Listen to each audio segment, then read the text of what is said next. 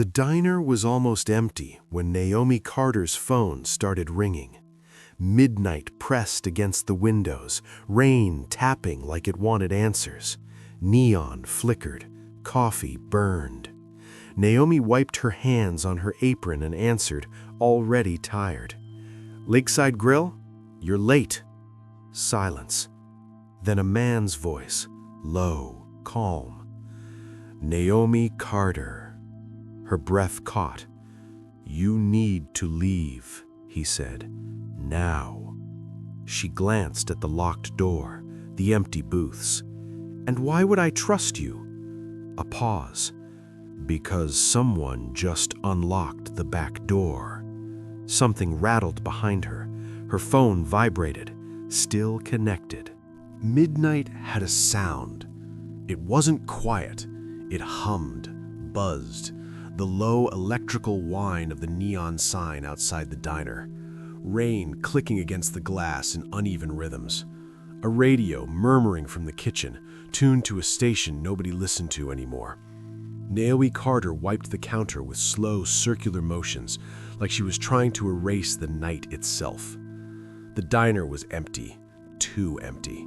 The kind of empty that made your footsteps sound louder than they should. Vinyl booths sat in pairs, cracked and shining under fluorescent lights. A single cup of coffee steamed on the counter, hers, burnt, always burnt after midnight. She rolled her shoulders, feeling the ache settle deeper, and glanced at the clock. 12:03 a.m. Of course. Her phone vibrated in her apron pocket. Naomi stilled. She didn't reach for it. Not yet. Nothing good came after midnight. Not calls, not people, not news. Midnight was for regrets and emergencies, and she was tired of both. The phone buzzed again, longer this time, insistent. She sighed and pulled it out, eyes already narrowing. Unknown caller. "Figures," she muttered. She answered without looking away from the counter. "Lakeside Grill," she said, voice flat, tired sarcasm already loaded. "If you're calling about pie, you missed it." Silence. Not the awkward kind, not the dropped call kind, the kind that waits. Naomi frowned and finally looked at the phone. The call timer ticked upward. Whoever it was hadn't hung up. "Hello?" she said. A man's voice came through the speaker. Low, steady, controlled. Naomi Carter. Her hand tightened. Nobody said her full name like that. Not customers, not coworkers, not even bill collectors. It landed too carefully, like it had been practiced. "Yes," she said, slower now. Outside, thunder rolled, distant, restrained. The rain thickened against the windows until the world beyond the diner blurred into shadows and red taillights. "You need to leave the diner," the man said. Naomi let out a soft, humorless laugh. "You know what time it is, right?" "Now, Naomi." She leaned her hip against the counter, eyes scanning the empty room. "I'm guessing you don't know what a closing shift looks like." A pause. Not irritation, not confusion, restraint. "You're in danger tonight." The word didn't hit right away. It hovered, unwelcome, uninvited. Naomi's jaw set. "Listen, I don't know who you are, but if this is some kind of joke, it's not." Her fingers curled around the edge of the counter. The laminate felt cold, grounding. "And you know my name because you prompted." Another pause. A breath she could hear this time, controlled but human. "You overheard a conversation here, months ago. Late shift, 2 men, back booth." Her stomach dropped. Just a fraction, just enough. "That happens a lot," she said lightly, too lightly. This one mattered. She swallowed. The rain hit harder now, drumming against the roof. Naomi's reflection stared back at her from the window, tired eyes, hair pulled into a messy bun, apron stained with coffee and ketchup. Not a woman anyone would chase, not a woman anyone would warn. "You're mistaken," she said. "No, you are." A sound cut through the diner. Metal. Subtle. Wrong. Naomi turned her head. The back door. It rattled once. Soft. Testing. Her breath stalled. "I thought you said I was in danger tonight," she said, quietly, phone pressed tighter to her ear. "I did. And they're early." Her pulse kicked, sharp and fast, echoing in her ears.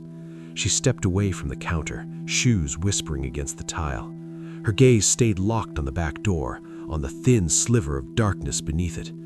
"You still haven't told me who you are," she said. Another pause. "When this is over, you can decide whether you want to know." The handle moved, just a fraction. Naomi's free hand went to the register instinctively, not for money, for the heavy metal panic button taped underneath. Her fingers hovered. "Naomi," the voice said, firmer now, "you don't have time to argue with me." "Funny, I was just thinking the same about you." The lock clicked. Her heart slammed once, hard enough to steal the air from her lungs. "Run," the voice said. The line stayed open. Enjoying the story so far? Whether you're listening while trying to catch some sleep, getting through your chores, or just taking a quiet moment for yourself, we're glad you're here. Take a minute and tell us where you're watching from in the comments, and stay with us for more stories like this. Naomi didn't scream. Screaming wasted air. She moved. The second the lock clicked, her body answered before her thoughts caught up. She dropped the phone into her apron pocket without hanging up, ducked behind the counter, and slid on her knees across the tile. Her palm burned as it scraped against the floor. She didn't slow. The back door creaked. Slow. Careful. Not drunk. Not rushed. That scared her more than anything. She crawled into the narrow space between the counter and the freezer, breath shallow, counting without knowing what she was counting for. The diner smelled sharper here, cleaner, colder, bleach and old metal. Her pulse beat hard enough to shake her vision. She pressed her back against the freezer door and closed her eyes for half a second. Think. The register, the panic button, the phone. Her fingers slipped back into her pocket. The line was still open. She could hear breathing. Not close, not loud, still there. "Naomi," the voice whispered, "stay where you are." She almost laughed, almost. "I don't take orders from strangers," she whispered back, teeth clenched. A shadow crossed the tile near the back door. Shoes, heavy, practical. A man muttered something under his breath. Naomi's hand wrapped around a metal mop handle that leaned against the wall. It felt ridiculous, too light, but it was something. Her grip tightened until her knuckles hurt. She didn't think about why they were here. She thought about angles, about exits, about how far the freezer was from the emergency exit in the kitchen. Her fear stayed busy. That was how she survived. The door opened wider. A beam of light swept the floor. Naomi held her breath. She wasn't supposed to matter. Waitresses didn't. That had always been the rule. Julian Cross watched the diner from across the street, rain streaking down the windshield of the car he hadn't driven himself in years. The sign buzzed, flickered, red letters reflecting off wet pavement like blood diluted by water. Lakeside Grill. He'd memorized the place months ago. Floor clan, cameras, blind spots. How long does it take the police to respond on a slow night? Too long. His phone stayed pressed to his ear. He could hear her breathing now, fast, controlled, trying not to panic. She was doing better than most. Guilt pressed low in his chest, familiar and unwelcome. This was his fault.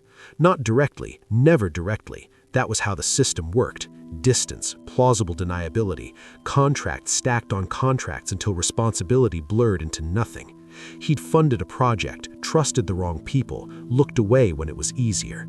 Now, men like the one slipping into the diner cleaned up quietly, loose ends. Julian had seen the list. Naomi Carter's name had been buried near the bottom, marked insignificant. He'd stared at it longer than necessary. Not because she was special, because she wasn't. "She's behind the counter," Julian murmured into the phone, more to himself than to her. His eyes tracked movement through the window, shadows shifting where they shouldn't. One man inside, another across the street pretending to check his phone. They were early, sloppy, nervous. That meant orders had changed. Julian's jaw tightened. He stayed still. If he moved too soon, he escalated things. If he waited too long, she would die. A balance he hated knowing how to calculate. Footsteps. Closer. Naomi slid sideways, slow, silent, the freezer cold seeping through her clothes.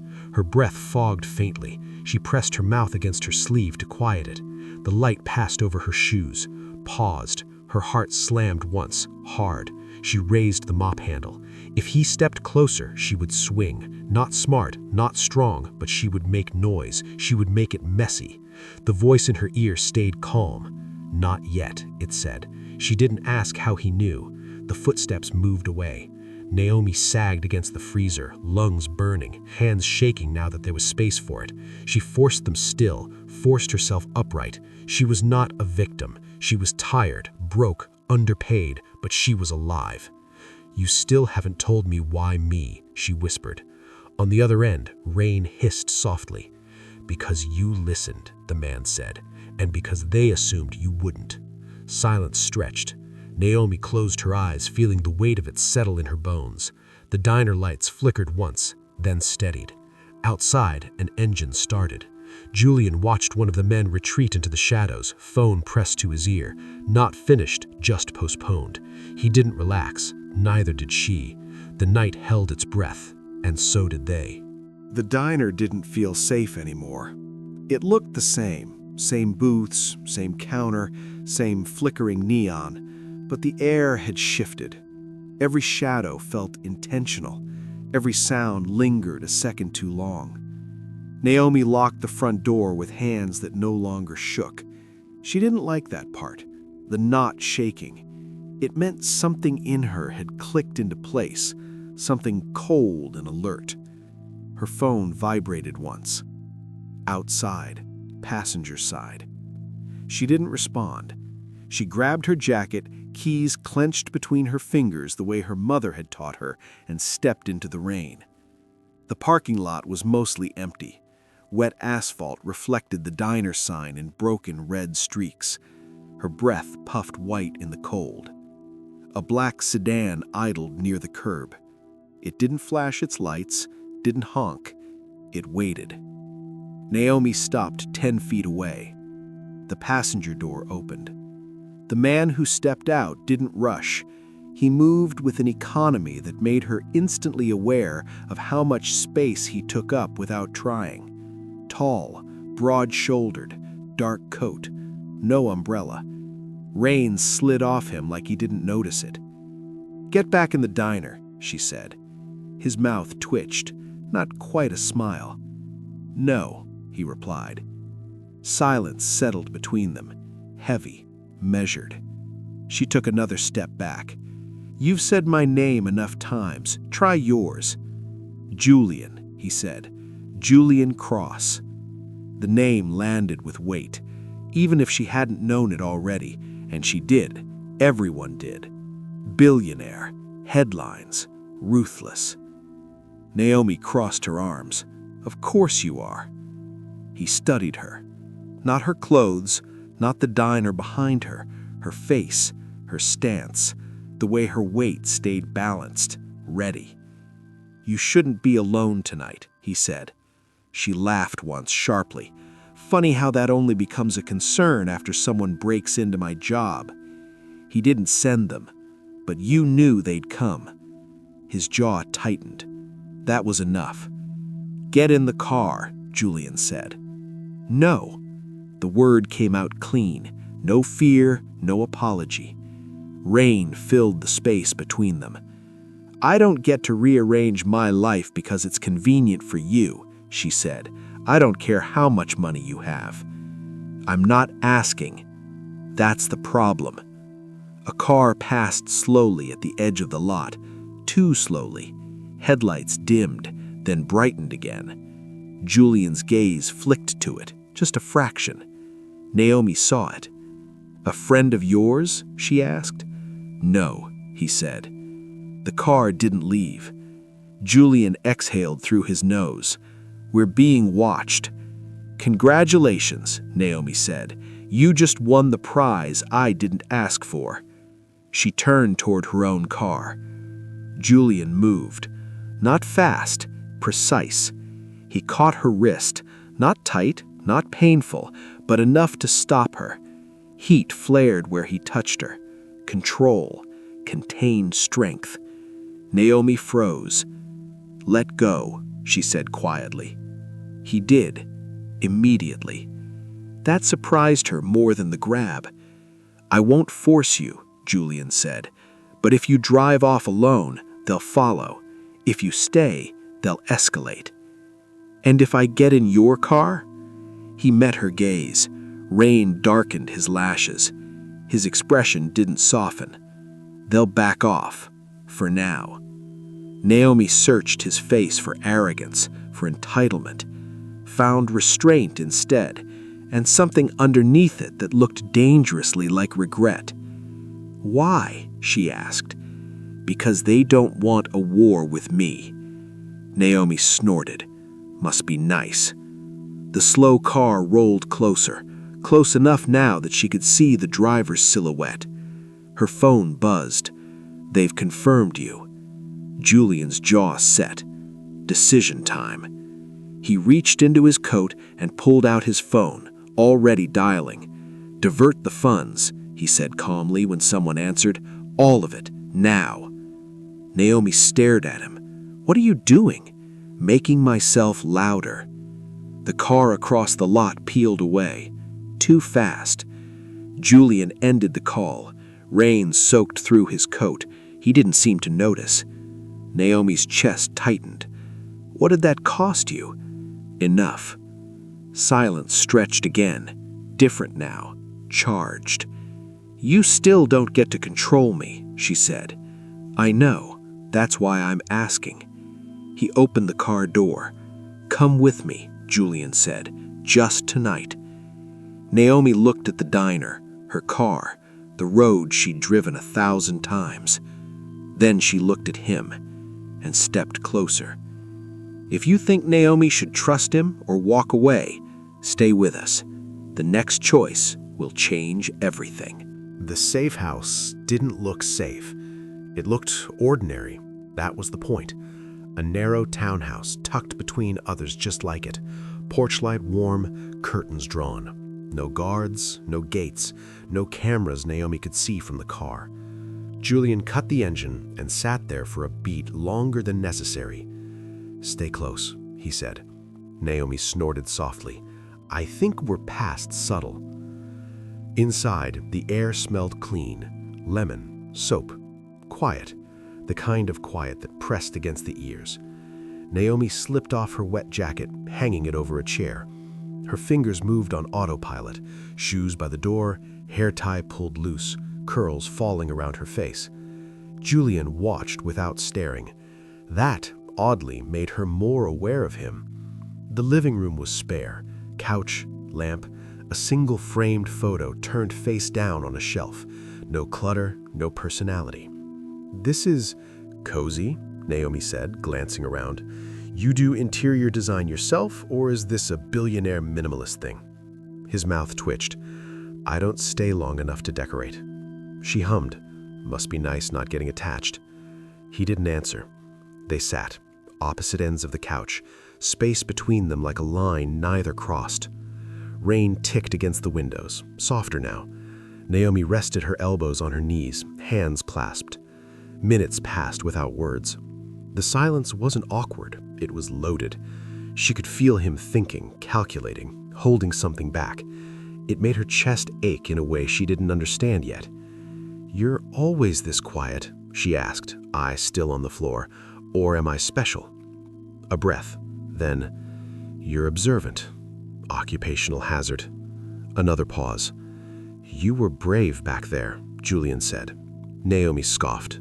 "I was terrified." "Those aren't opposites." She looked at him then, really looked.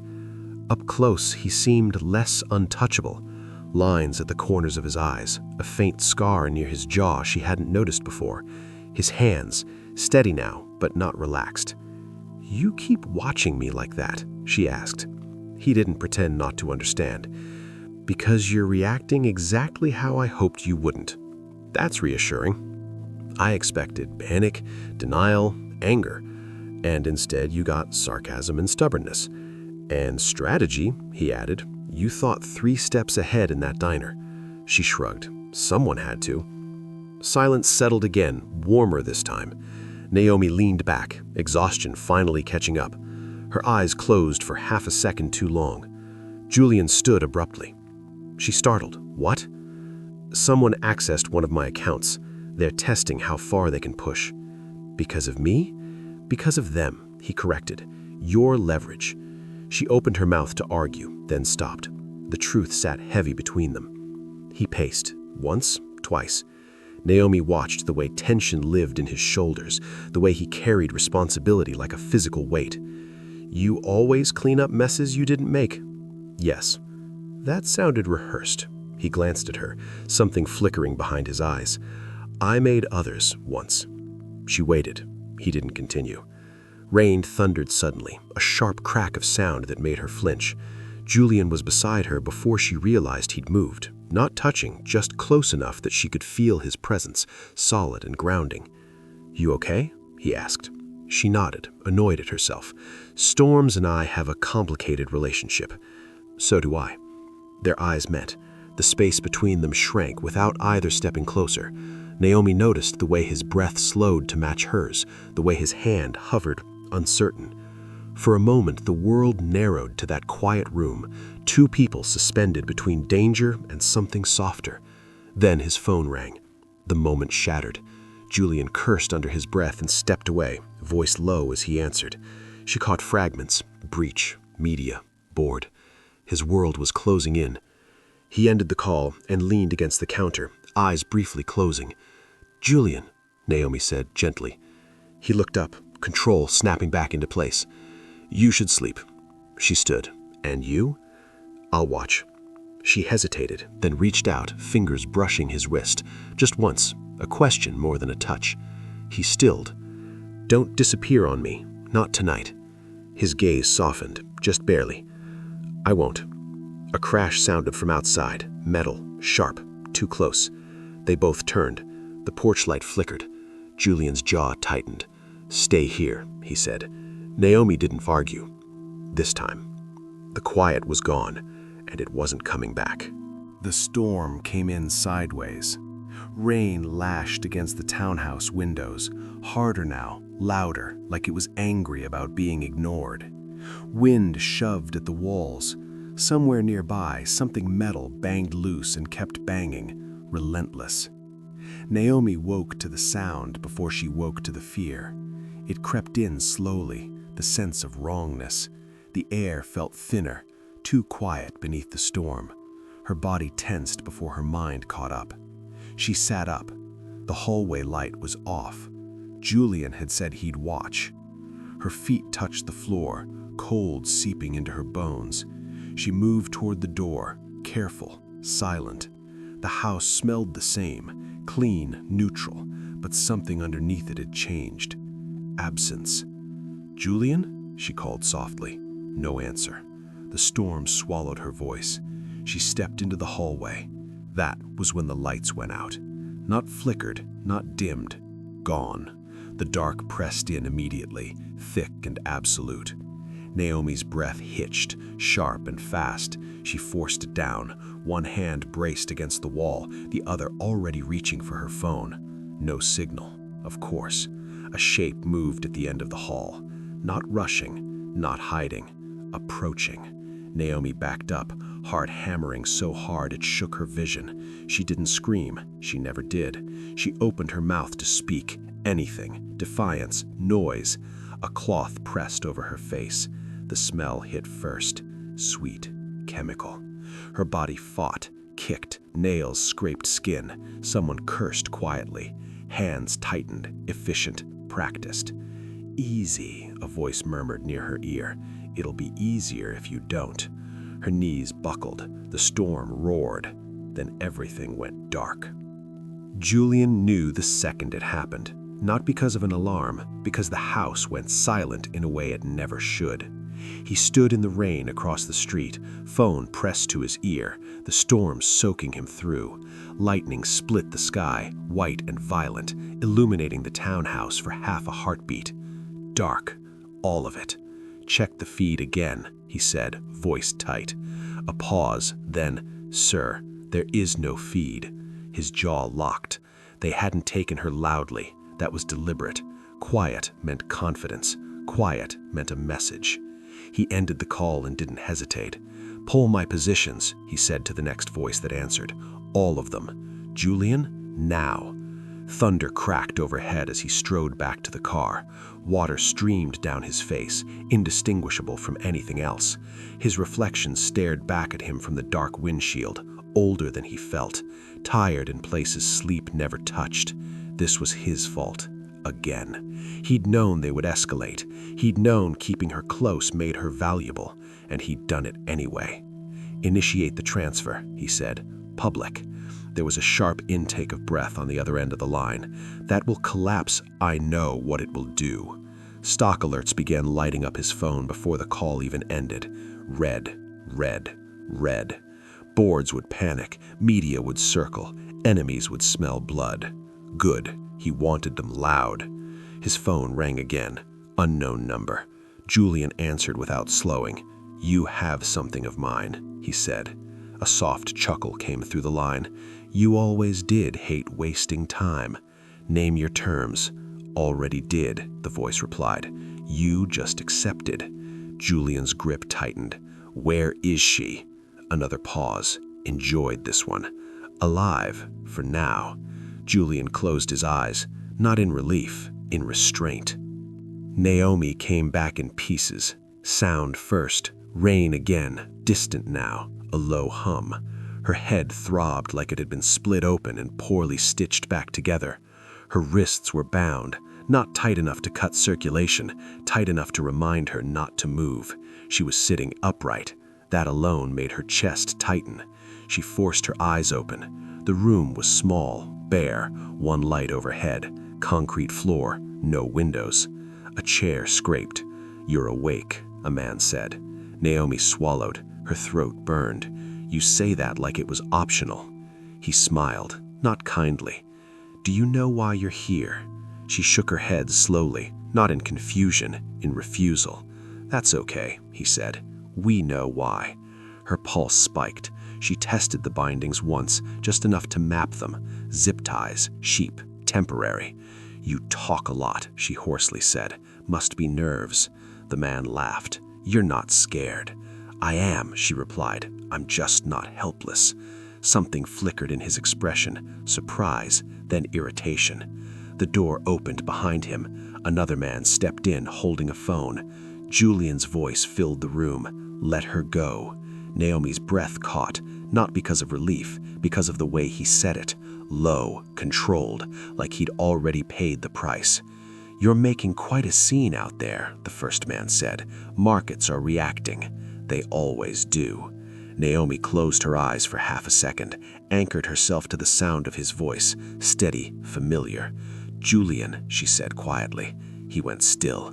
"You shouldn't be here," she added. A pause, then softer. "Neither should you." Silence stretched, heavy with everything unsaid. "I'm sorry," he said, not to the men, to her. The words landed harder than any threat.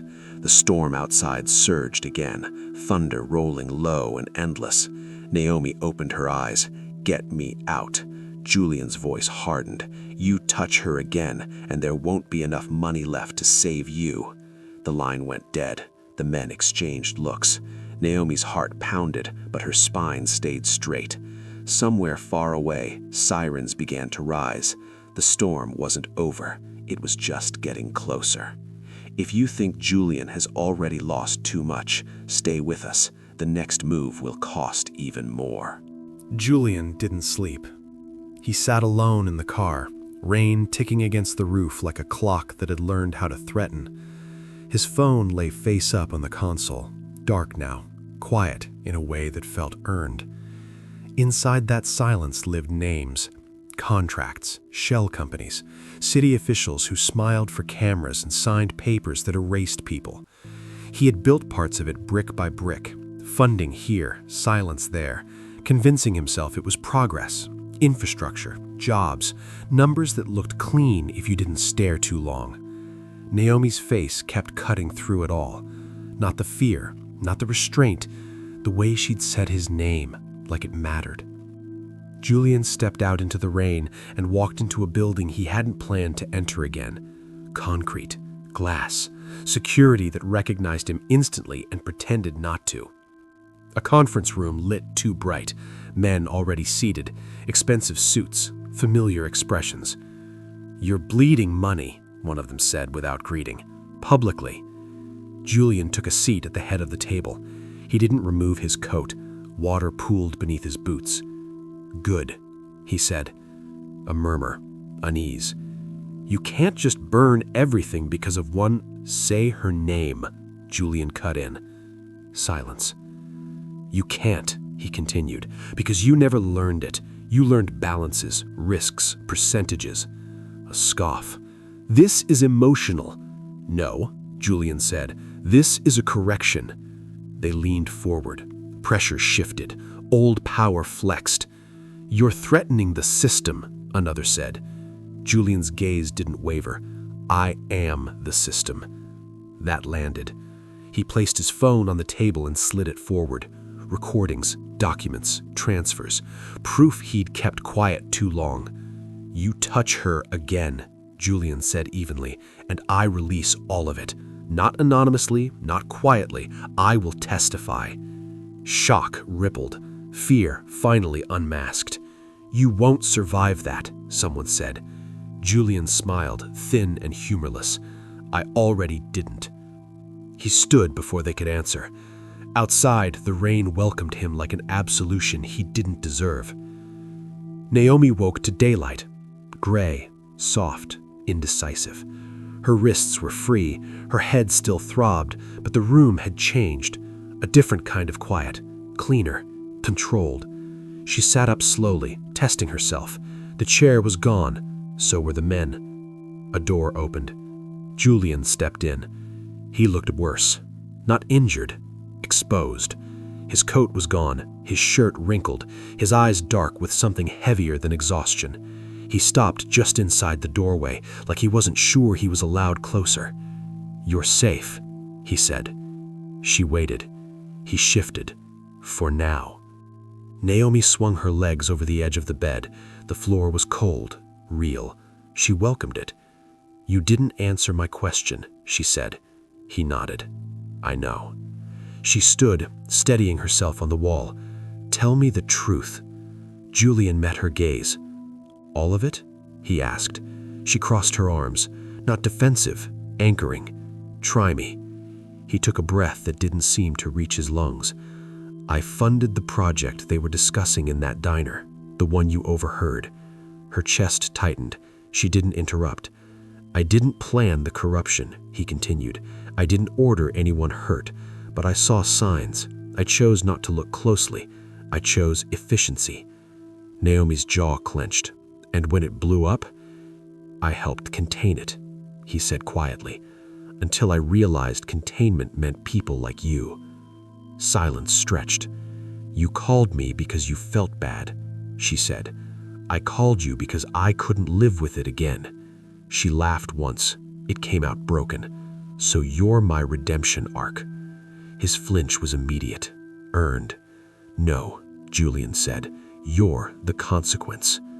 That stopped her. She turned away, pacing once, twice. Her movements were sharp now, clipped. "You don't get to decide that," she said. "You don't get to put meaning on what you broke." "I know." She faced him again. Her eyes shone, but she didn't let anything fall. "You stood there," she said, voice steady, "and watched me tie my hands. I was negotiating. With my life." "Yes." The word didn't soften itself. It shouldn't have. Naomi stepped back, like the space itself had shifted, like the room had tilted. "I trusted you," she said. Not loud, not accusing, just stating a fact. Julian swallowed. "You shouldn't have." The answer hurt more than any apology would have. "Did you know they'd take me?" she asked. A beat too long. "I knew it was possible." That was it. The line snapped. Naomi shook her head slowly, The way you did when something inside you rearranged itself permanently. You didn't save me, she said. You calculated me. Julian opened his mouth. She held up a hand. Don't. The silence between them hardened. I need air, she said. Julian stepped aside immediately, too immediately, like he'd been waiting for permission. As she passed him, she felt it. The pull, the shared nights, the almosts. She hated herself for it. At the door, she stopped. Why me, really? Julian's voice came rough this time, because when I saw your name on that list, it was the first time I couldn't pretend the system was abstract. Naomi closed her eyes. That doesn't make it better, she said. I know. She stepped out into the gray light. Julian stayed where he was. His phone buzzed. He looked at it. A message, short, efficient. The witness from the diner. There's another, and she knows Naomi Carter by name. Julian's breath left him in a slow, hollow exhale. The system wasn't done, and neither was the damage he'd already caused. Naomi didn't go far. The air outside was cold and smelled like wet concrete and ozone, the storm having scrubbed the city raw. She stood under the awning, arms wrapped around herself, breathing until the shaking stopped, pretending it wasn't there. She hated that part most, not the fear, the pull. Behind her, a door opened softly. Julian didn't step close. He leaned against the frame like he understood distance now. You should have someone with you, he said. I know how to stand alone, she replied. I didn't mean I know, she said again, softer this time. They stood there, rainwater dripping from the edge of the awning in steady ticks. Each second stretched, each breath slowed. Naomi broke the silence first. You ever notice how people like you call it strategy when it works and collateral when it doesn't? Julian's jaw tightened. Every day. She looked at him then, really looked, not the billionaire, not the man with power bleeding out of his bank accounts, the man who hadn't slept, who hadn't followed her outside because he didn't know if he was allowed to. You could have let them erase me, she said. Yes, you didn't. No. Silence pressed in again, this one heavier, earned. You don't get forgiveness, Naomi said. Not like that. I'm not asking. She exhaled, breath fogging. Then what are you doing here? Julian met her eyes. The rain beyond the awning blurred the city into streaks of light. I'm staying, he said, until this ends. And after? A pause.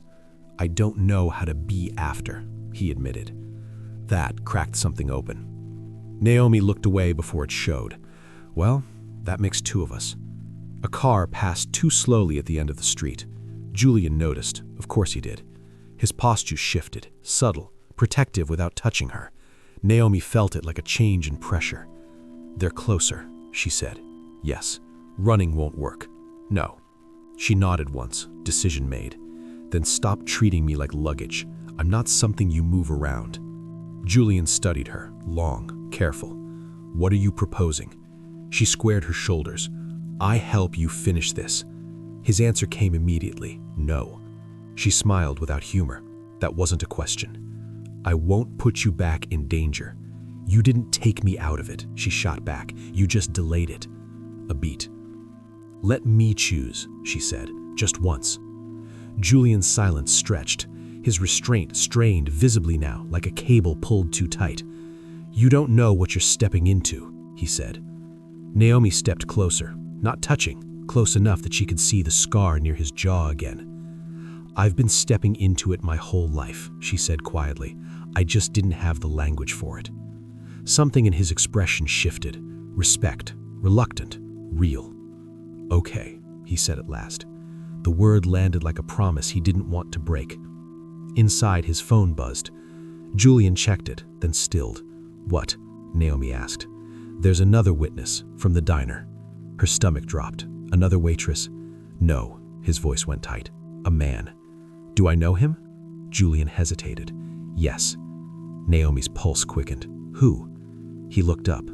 The cook, he said. The one who used to walk you to your car. Her breath caught hard. Eli? She whispered. That's not... He wouldn't... He didn't talk. They think he will. Naomi's hands curled into fists. He has a daughter. I know. The car at the end of the street turned the corner and disappeared. Julian's phone buzzed again. They're moving him tonight. Naomi didn't hesitate. We don't wait. Julian searched her face for doubt, found none. This is where people get hurt, he warned. Her voice didn't shake. This is where people stop pretending they don't matter. For a moment, the space between them hummed. Fear, resolute, something dangerously close to trust. Julian nodded once. Then we do this together. Naomi met his gaze. Don't disappear on me. His voice dropped, raw and honest. I won't. The rain started again, light but relentless. And somewhere across the city, someone else was already being hunted. Naomi just chose to fight back. Stay with us. The truth is about to surface, and not everyone will survive it. Rain turned the city into a living thing. It slid down glass towers and pooled in alleyways, pounding the pavement hard enough to blur reflection and reality. Sirens wailed somewhere far off, close enough to matter, too far to help. Naomi's heart beat loudly in her ears as Julian's car cut through the streets. Fast, controlled. Her hands trembled in her lap. She pressed them together, grounding herself in the pressure. The hum of the engine synced with her pulse. Every red light felt like an accusation. "You ready?" Julian asked, eyes never leaving the road. Naomi swallowed. "I've been ready since they decided I didn't count." The building loomed ahead, unfinished concrete, scaffolding wrapped in tarps snapping violently in the rain. Construction lights glared harsh and white, turning everything stark and exposed. "This is where it ends," Julian said. They stepped out into the storm together. Rain soaked Naomi instantly, plastering her curls to her face, seeping into her clothes. She didn't care. Her focus tunneled forward, toward the loading bay, toward the shadows moving where they shouldn't. They found Eli inside, tied to a chair, blood drying at his lip, eyes wide but defiant. "Eli," he breathed when he saw her. Her chest cracked open. "I'm here," she said, voice steady even as her hands shook. "I've got you." Footsteps echoed, slow, applauding. "Touching," a voice said. "Truly." The man stepped into the light, expensive coat, calm smile, eyes that had never learned empathy. "You should have stayed invisible," he told Naomi. Julian moved in front of her. "This ends now," Julian said. The man laughed. "You already ended it. You just don't know who won yet." Guns came up. Time stretched. Julian's hand slid back, fingers brushing Naomi's wrist, one brief point of contact, an anchor. "Run when I say," he murmured. "No," she whispered, "not this time." The man gestured. "You brought the witness," he said. "How considerate." Julian stepped forward. "You want me," he said, "not them." "And I have you," the man replied. "Bleeding money, bleeding credibility." Julian smiled faintly. "Then bleed with me." He lunged. Chaos exploded. Shouts, gunfire, cracking, sharp and deafening. Julian slammed into the man, driving him back. Naomi dropped, crawling across wet concrete, heart hammering so hard it felt like it would tear free. She reached Eli, hands shaking as she cut the zip ties. "Go," she said urgently. "Now!" "I won't leave you." "You will," she snapped, fierce, "because I said so." Another gunshot. Closer. Naomi spun around just as Julian staggered, blood blooming dark against his shirt. Her breath ripped from her lungs. "Julian!" He stayed upright through sheer will, teeth clenched, rain and blood mixing as he drove his shoulder into the man again. They crashed into scaffolding, metal shrieking. Naomi stood. Her hands were still shaking, but she was done hiding. "You don't get to erase us," she shouted, voice breaking through the rain, through the gunfire. "You don't get to decide who matters." Every eye turned to her. Naomi held up her phone. "I recorded everything," Naomi said. "Names, faces, confessions, and it's already uploading." The man's smile cracked. "That's a bluff." She met his gaze, fearless. "Try me." Sirens screamed closer now. Julian collapsed to one knee. Naomi ran to him, dropping beside him, hands hovering uselessly over the wound. "Stay with me," she pleaded. His breath came shallow. His fingers trembled as they curled around hers. "You were never collateral," he whispered. Tears burned her eyes. She let them fall. Police flooded the site moments later, shouting, hands raised, guns dropped. The rain softened. Naomi pressed her forehead to Julian's, heart racing, breath hitching. "I've got you," she whispered. For the first time since this nightmare began, the truth stood fully exposed, and neither of them looked away. The rain didn't stop. It softened, like the city itself had finally exhaled. Naomi sat beside Julian's hospital bed, her legs tucked under her, a paper cup of coffee cooling untouched in her hands. Machines hummed softly, steady and indifferent.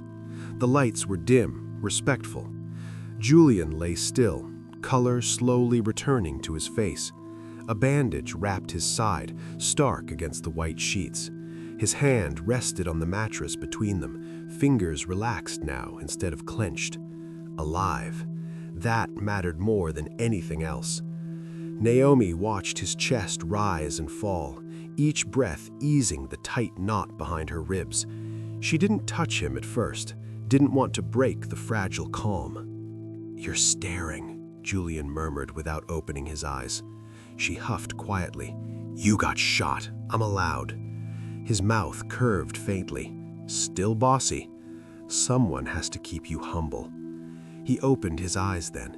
They met hers without urgency, without armor. "I heard you back there," he said. "What you said." She swallowed. "I meant it." "I know." Silence settled, gentle this time, comfortable. Naomi finally reached out, her fingers brushing his. He turned his hand, slow and careful, their palms fitting as they'd always known where to go. "You didn't run," he said. She shrugged. "I was tired of being quiet." Julian studied her, something like pride softening his expression. "You changed everything. So did you, just not the way you planned." A ghost of a smile. "I never planned for the important parts." They sat like that, sharing warmth and breath and the space between words. Outside the room, voices murmured, papers shuffled, the world reorganized itself around what had happened. "What happens now?" Naomi asked. Julian's thumb brushed against her knuckle. "I testify. I lose more than I keep." She nodded slowly. "I go back to my life, figure out what comes next." "No promises," he said. "No guarantees," she replied. But neither let go. A nurse paused in the doorway. "You have a visitor." Naomi frowned. "At this hour?" The nurse hesitated. "She said you'd know why she's here." Naomi's phone buzzed in her pocket at the same moment. A text. "We need to talk. They missed something." Her pulse quickened. Julian watched her carefully. "What is it?" Naomi exhaled, grip tightening on his hand. "I think," she said softly, "this isn't as finished as we thought. If you believe some truths refuse to stay buried, stay with us. The final revelation is coming." The hospital hallway smelled like disinfectant and rain-soaked coats. Naomi stood near the window while Julian slept, his breathing steady now, his strength borrowed but real. Outside, dawn edged the sky in pale gray, like the world wasn't sure it deserved color yet. Her phone buzzed again. She didn't answer it right away. Some instincts took time to learn, others arrived fully formed. She stepped into the hall, the door clicking shut behind her, and finally opened the message. No number, no name, just a photo. A grainy image of Lakeside Grill, her diner, taken from across the street. The neon sign flickered mid-buzz. The timestamp glowed in the corner. 12:07 a.m. Below it, a second image loaded. A man she didn't recognize stood in the reflection of the window, tall, watching, smiling like he'd found something he'd been missing. Her throat went dry. Another message followed. "You did well, Naomi Carter." Her name again, careful, intentional. She typed with steady fingers. "Who is this?" The reply came instantly. Someone who inherited what Julian burned down. Naomi leaned her forehead against the cool glass, pulse quickening, not in panic, but in recognition. The system didn't collapse, it adapted. Behind her, the door opened softly. Julian stood there, pale but upright, eyes sharp despite the pain. He didn't ask what she was looking at, he already knew. "They're not done," he said quietly. Naomi straightened, slipping the phone into her pocket. "No," she replied, "they just changed faces." They stood together in the narrow hall, the space between them gone, not because of promises, not because of certainty, but because walking away was no longer an option. Some doors don't close, they wait, and the ones left unfinished always lead back to you. Hey you, my fellow story family. Thank you for staying with us till the very end. We'd love to hear how this story made you feel. Would you have done anything differently? What did it teach you? If this story mirrors a season of your own life, feel free to share it with us in the comments. Stay close to this channel for more stories that speak of strength, love, and hope.